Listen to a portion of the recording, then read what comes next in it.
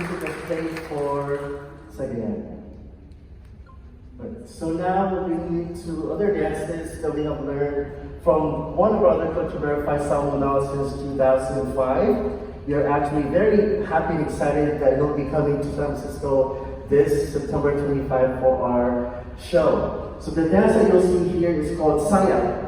Saya is the salakot or the hat that the women wear. According to the Maguindanao legend, that there was a princess called Bayan Manisa. But of course, for the religion of the Maguindanao people, they're allowed to have, they're able to be betrothed. But the princess doesn't want to be with this guy who's being betrothed by her parents.